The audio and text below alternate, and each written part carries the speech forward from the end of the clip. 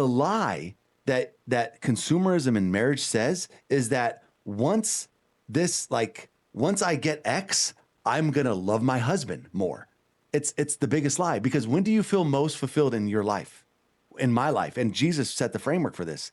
We feel most fulfilled when we give. When we serve, yeah. When I give somebody, like, for example, you probably feel really good when somebody sends you a DM and says, "Oh my gosh, your content is changing my life." Like, that's my favorite DM. That's your favorite DM ever, right? That's when you feel most aligned and most. It's not when it's like, "Oh, hey, I don't know, I can't think of an example," but it's not the opposite. Yeah. And so the promise the promise of consumerism sounds so great until you realize it's actually the opposite of what's going to make you fulfilled. Mm-hmm. So, well, I have a silly example of this, but like I have this thing that like I like to get pets, right? And so my question whenever we get a new pet is always like, why not?